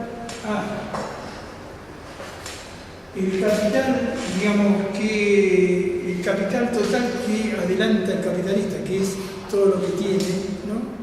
Más el capital que tiene que pagar como capital de salario, pero el numerador estaría el capital constante o capital fijo, todo lo que tiene. Entonces lo que él dice que eso lo llama composición orgánica del capital, porque dice que en el sistema capitalista el capital constante aumenta incesantemente. Con el aumento de la productividad, la complejidad de la maquinaria y demás, aumenta siempre el capital constante. Por lo tanto, aumenta la composición orgánica del capital.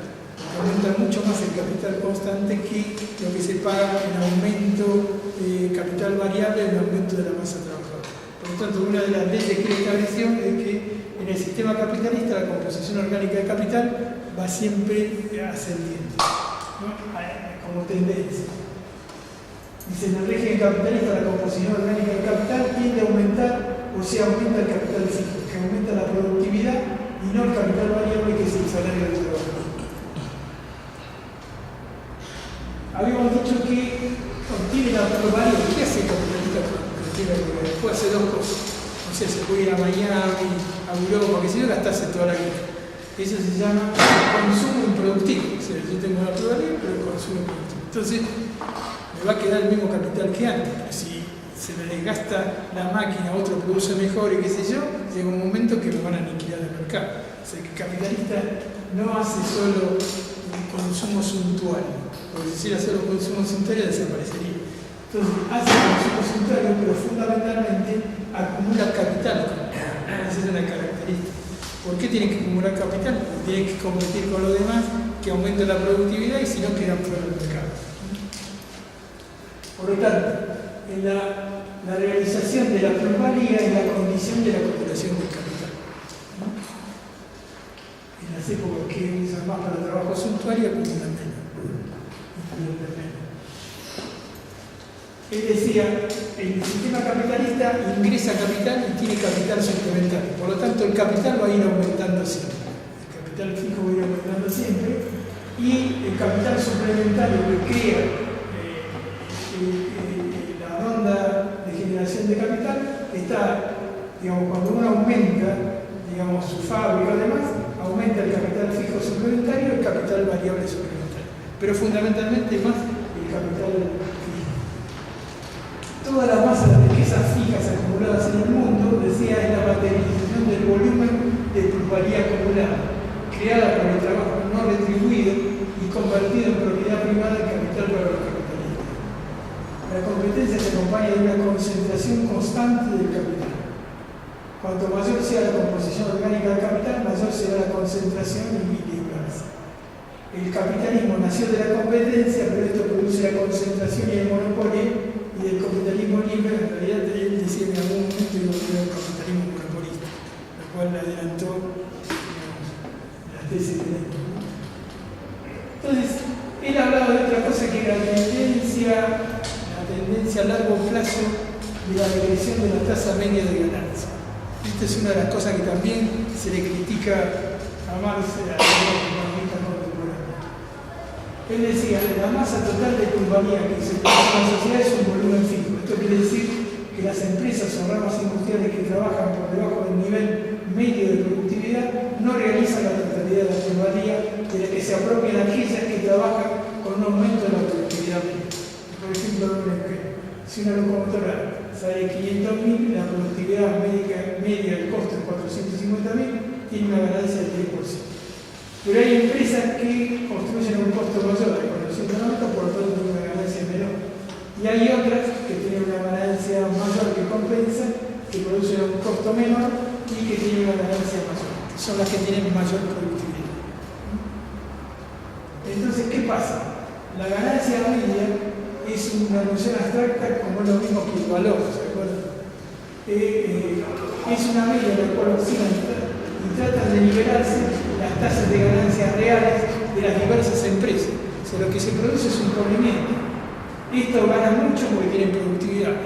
Después de un tiempo, las otras empresas se adecúan y la ganancia se va a la ganancia media. Entonces tienen que aumentar más la productividad.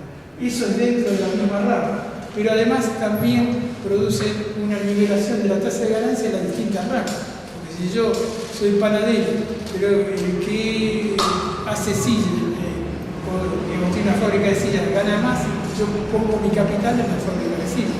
Por lo tanto, la tasa de ganancias se trata de nivelar en la misma rama, pero también en las distintas ramas. Entonces, las tasas de ganancia tienden a largo plazo a la nivelación en las distintas ramas porque el capital fluye líquidamente, como diría Bauman, de una rama a otra o de una empresa a otra. Dice, los capitalistas fluyen en las ramas industriales con ganancias extraordinarias, por lo cual la tasa de ganancias tiende a aproximarse a largo plazo a la misma. Entonces, ¿qué es lo que los economistas rurales y los empresarios llaman tasa de ganancia? En realidad, Marx decía, la tasa de ganancia es la plusvalía sobre el costo total del capital que adelantó, tanto sea fijo como los salarios que son el capital variable. Por lo tanto, plusvalía sobre capital constante o variable es la tasa de ganancia. Yo pongo 100, gano 10, tengo 10 de tasa de ganancia. Pero él decía que eso es la relación entre la plusvalía y el capital total.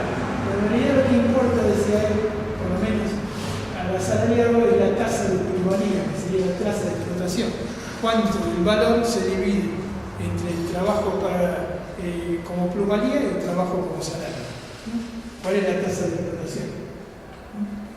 Y, por supuesto, si es igual plusvalía al salario, hay 100% de plusvalía. O sea, la mitad del tiempo es trabajo necesario, la mitad del tiempo es plus trabajo. Por ejemplo, tomemos una jornada de 8 horas y pensemos que hay una tasa de plusvalía de 100%. Eso significa que el trabajador tiene 4 horas donde produce trabajo necesario para su salario y tiene 4 horas donde produce plus trabajo o plusvalía. Entonces, ¿cómo se produce la plusvalía absoluta? Digamos, supongamos que estamos en esta situación, 100% de tasa de explotación de plusvalía, 4 horas para el trabajo variable, el salario del trabajador y 4 horas para la plusvalía. ¿Puede haber aumento de plusvalía absoluta? Y Marx decía sí, hay dos mecanismos de plusvalía absoluta. Al principio aumentaron el tiempo de trabajo. Entonces, aumentar el tiempo de trabajo, puede pagar lo mismo, trabajan más. En realidad, aumentar la plusvalía absoluta, no aumentar la productividad, nada. Hacer trabajar más a la fuerza de trabajo porque la productividad. ¿Qué otra cosa se hacen los trabajadores? Ya lo decía Marx en esta época, y cuando uno hablaba con los abogados, la gente de crack, decían cómo hacían la galletita para aumentar la productividad. Aumentaban la línea de velocidad de montaje, por lo cual vos producís más trabajo, gastás más fuerza de trabajo y producís más trabajo en el mismo tiempo. Por lo tanto, eso no es por aumento de productividad porque pusieron capital físico, sino porque aumenta la plusvalía absoluta. ¿Qué otra cosa hace? Y lo dejan ir poco al baño, le cortan en vez de 1 hora, media hora para comer, o sea, tratan de sacar todos los tiempos que tratan de sacar, los tiempos que alargan y la intensidad del aumento del trabajo, eso es plusvalía absoluta. El capitalista no tiene que poner más dinero, sino que tiene que desestrujar más la fuerza de trabajo para que produzca más en ese tiempo. Eso sería, digamos, acá aumenta el horario, acá cuando puse que va, acá aumenta 5 horas la plusvalía contra 4, acá también aumenta, digamos, a 5 horas la plusvalía, pero lo que hace es disminuir el trabajo pagado. ¿Por qué? Por la intensidad del trabajo. Si la línea aumenta la velocidad de la línea, produce mayor plusvalía absoluta. Ese es un método de plusvalía que es relativamente primitivo para permitir la acumulación de capital. El método que utilizan, además de ese mismo que utilizan, es producir lo que se llama plusvalía relativa. Si esta es la relación, 4 horas de salario y 4 horas de plusvalía, ¿qué es lo que hace la plusvalía relativa? Es que los medios de trabajo aumentan la productividad. Ya no porque el obrero tiene que trabajar más, sino porque el método que utiliza es una máquina que produce más, que tiene más producción. Entonces, al producir más producción, después de un cambio técnico, en realidad se acorta el tiempo por el cual es necesario pagar el trabajo del salario del obrero, por lo cual aumenta la plusvalía en forma relativa por aumento de la concentración del capital, por el aumento de la productividad del capital. Entonces, ¿por qué le decía que hay una tasa decreciente en la media de ganancias? Entonces, dijimos que si aumentamos la concentración del capital constante, C, ¿no? Y mantenemos el capital variable, el salario, pues se acuerdan que la tasa de ganancia, digamos, era la relación plusvalía, lo que está allí entre paréntesis, dividido capital fijo más capital variable. Si yo aumento el capital fijo, que es el denominador, tengo el mismo capital variable y la misma plusvalía, la tasa de ganancia va a bajar. Por lo tanto, para neutralizar la disminución de la tasa de ganancia, hay que aumentar la tasa de plusvalía. Entonces, si yo aumento la tasa de plusvalía, que es lo que está en el numerador, puedo tratar de emparejar la tasa de ganancia. Vamos a mostrar en un ejemplo cómo funciona. Por ejemplo, supongamos que tengo 100 valores, o sea, dólares, lo que sea, de capital constante, 100 de capital variable de salario, 100 de plusvalía. Por lo tanto, digamos, la tasa de ganancia sería la plusvalía, que es 100, sobre el capital adelantado, que es el salario, o el capital constante, que son 200. Por lo tanto, la tasa de ganancia es 50%. O sea, ese capitalista produce con una ganancia de 50%. ¿Cuál es la tasa de explotación? O la tasa de plusvalía. Digamos, la plusvalía es 100, digamos, el capital de salario variable de 100 es 100%. En este ejemplo, la tasa de ganancia es 50% y la tasa de plusvalía es 100%. ¿Qué pasa si aumenta la concentración de capital, lo que se llama composición orgánica de capital bajo? Supongamos que aumenta el doble la tasa de capital constante. Se mantiene igual el salario, se mantiene igual la plusvalía. Por lo tanto, la ganancia cae. ¿Por qué? Porque yo tengo 300, digamos abajo 300, que es el capital 200, más 100 el variable, y 100 arriba, 33%. O sea, al aumentar el capital constante o fijo, la tasa de ganancia va a caer. Si mantengo la tasa de plusvalía igual, puedo tratar de compensar. ¿Cómo hacen para compensar? Aumentan la tasa de explotación. O sea, supongamos que aumento el capital variable, va a ser siempre lo mismo, no va a pagar lo mismo. Aumentó el doble del capital, aumenta 50% la tasa de plusvalía. Por lo tanto, el capital, la ganancia vuelve a ser 50%. ¿Por qué? Porque abajo tenemos 200 más 100, 300. 150 de plusvalía, 50%. Entonces, compensé la caída de la tasa de ganancia. Ahora, la tasa de plusvalía o de explotación aumentó, porque arriba tengo 150 y abajo sigo teniendo 100. Aumenté a 150 la tasa de explotación. Entonces, ese es el mecanismo por el cual Marx decía que a largo plazo, tendencialmente, la tasa de ganancia va a disminuir, aunque se trate de contrarrestar con aumento de la tasa de plusvalía. Y vamos a terminar, justo ahora. Entonces, termina diciendo esto, que el capital de Marx muestra que el modo capitalista de producción está determinado fundamentalmente por 3 condiciones. Primero, el hecho de que la masa de productores no son los propietarios de los medios de producción en el sentido económico de la palabra, sino que tienen que vender su fuerza de trabajo a aquellos que tienen los medios de producción. La segunda categoría, el segundo determinante, condición, es el hecho de que estos propietarios están organizados en empresas separadas que compiten entre sí. Por lo tanto, el mercado, cuando vende la mercancía por campos deportivos de inversión de capital, por fuente de materia prima, etc., es decir, la institución de la propiedad privada, en el sentido económico externo, si hay monopolio es autogólico. Esto es en situaciones que no hay monopolios, pero aunque haya un monopolio en una rama, en realidad, digamos, habíamos dicho que se tratan de equilibrar las tasas de ganancia de las distintas ramas, o sea que tendría que haber un monopolio en otra rama. Siempre funciona esto, aunque distorsionado, aún en esa economía monopolio. Y la tercera condición, decía Marx, era el hecho de que estos mismos propietarios de los medios de producción están obligados a acceder al máximo de plusvalía de los productos. O sea que no es un problema moral. O sea, para persistir en el capitalismo hay que aumentar la tasa de ganancia y hay que tratar de sacar al máximo la plusvalía. No es un problema moral, es un problema de sobrevivencia del medio, si querés, para acumular cada vez más capital, porque hicieron condiciones a una producción generalizada de mercancía y la generación generalizada a una mecanización creciente y constante del trabajo, con una concentración y centralización del capital, a una creciente composición orgánica del capital, a la baja tendencial de la tasa de ganancia y a la crisis periódica recurrente de sobreproducción. En la charla siguiente vamos a hablar de las discusiones generales, cómo se genera los ciclos de capital, vamos a hablar de la crisis de sobreproducción, de los problemas más macro, estos eran los problemas un poco de cómo entender lo que entendíamos. Ahora yo les traería alguna cosa para discutir. Estaba leyendo el otro día una declaración de la Oxfam sobre lo que pasa actualmente. Hace 15 días o 10 días sacaba la declaración, se me entra en la página.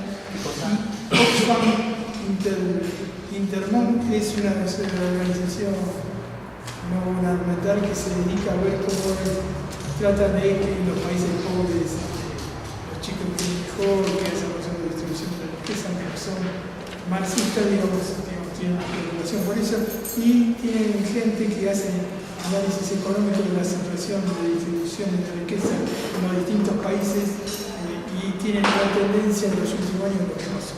Por ejemplo, una cosa interesante es, nosotros tuvimos crisis desde el 2008 hasta ahora, ¿no es cierto? Uno supone que si hay crisis 2008-2014, todos estamos mal, todos están mal. Bueno, lo que ellos dicen es que el número de multimillonarios, que se llaman multimillonarios, milimillonarios, todos los que tienen más de $1.000 millones, más de 1.000 millones, o sea que pueden tener 700.000 millones, más de 1.000 millones, entre el 2008 y el 2014, ¿cuántos aumentaron? ¿Aumentaron o disminuyeron? Primero uno diría, la seguridad de esta crisis debe haber disminuido, se duplicaron. O sea, lo que ellos muestran es el número exacto de lo que ganaba, que tenían más de 1.000 millones en el 2008, que tenían más de 1.000 millones ahora. Se duplicó. En el momento de la crisis, que todos estamos con el agua al cuello, los milimillonarios se duplicaron. Interesante. ¿Cuánto acumulan los ricos? La Oxfam dice, ¿cuánto acumulan los ricos en Latinoamérica, que es el lugar de peor distribución del mundo? Acumulan $2 billones.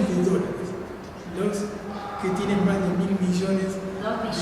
¿2 billones? $2 billones. Billones de dólares es el producto completo de Brasil, no de Brasil. El producto completo dinámico de Brasil son 2 billones. En estos 7 años, no,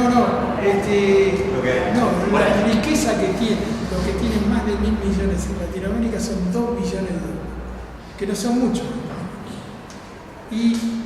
Pero al mismo tiempo analiza cuál es la evasión fiscal en Latinoamérica. Y entonces dice, el país que menos evade es México, evade 46%. El país que más evade es Ecuador, 65%.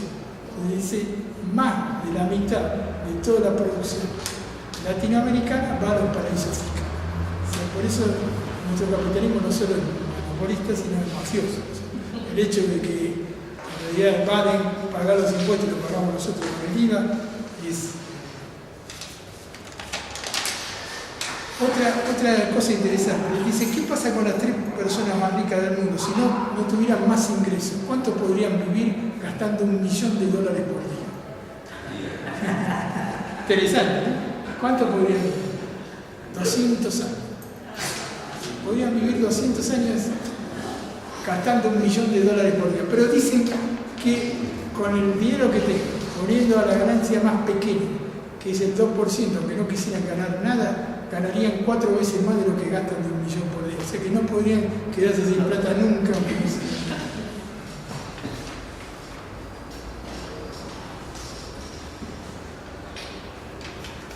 Después tienen otra muy interesante, dice, las 85 personas más ricas del planeta,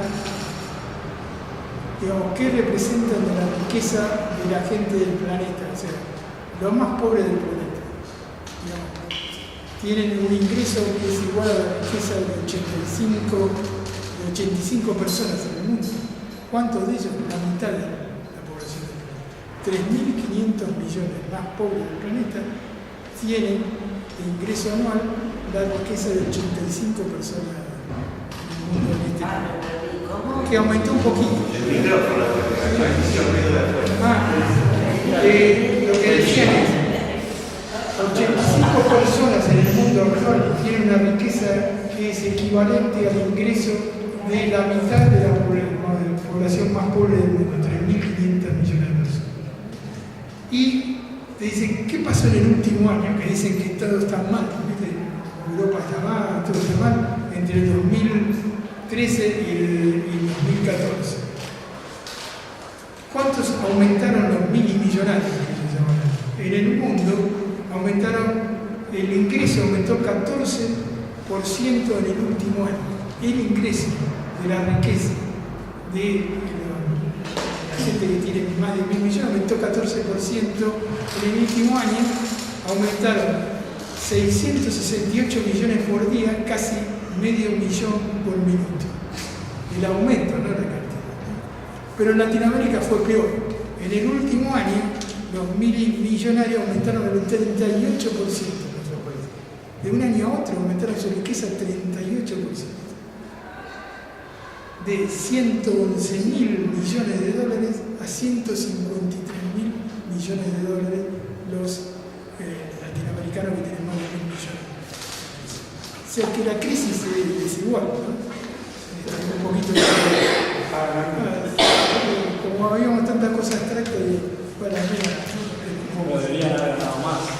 Deberían haber ganado más. Más todavía, pobrecito. ¿Cómo es la página? Oxfam. Pone Oxfam, Intermón. Este es el informe de los españoles. Es el informe de los españoles que es interesante. España es terrible. España, por ejemplo, la distribución que muestran de España es el 10% de los españoles ganan más que el 90% de los